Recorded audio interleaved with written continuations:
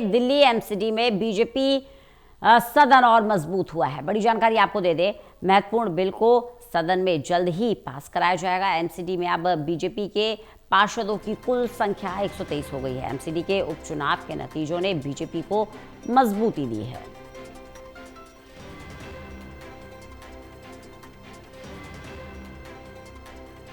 तो एमसीडी के उपचुनाव के जो नतीजे आए हैं उससे बीजेपी गदगद है, क्योंकि अब एमसीडी में मजबूती मिल गई है, सदन में मजबूती मिल गई है। प्रणय हमारे साथ, हमारे सहयोगी ज्यादा जानकारी के साथ जुड़ गए हैं। प्रणय शर्मा, क्योंकि भारतीय जनता पार्टी को अब मजबूती मिल चुकी है एमसीडी के सदन में, तो कौन कौन से वो महत्वपूर्ण फैसले हैं जो लेने में अब पार्टी अग्रसर है?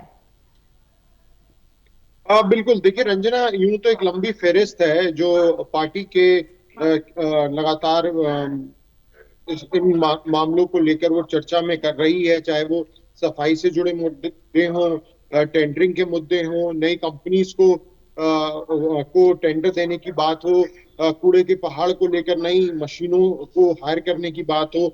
ऐसे कई सारे प्रस्ताव हैं जिन्हें जल्द ही सदन में पेश किया जा सकता है।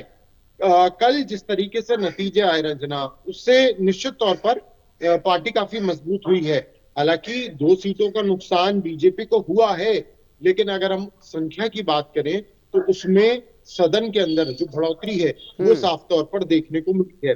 हालांकि अगर हम संख्या की बात करें तो पहले जो 116 पार्षद सदन के अंदर एमसीडी में बीजेपी के पास मौजूद थे, वो बढ़कर 123 हो गए हैं।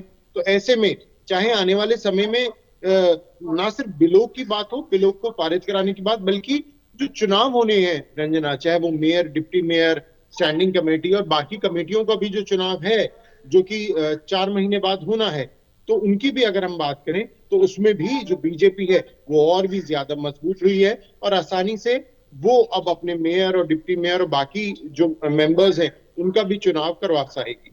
चलिए, बहुत बहुत शुक्रिया प्रणय इस जानकारी के लिए।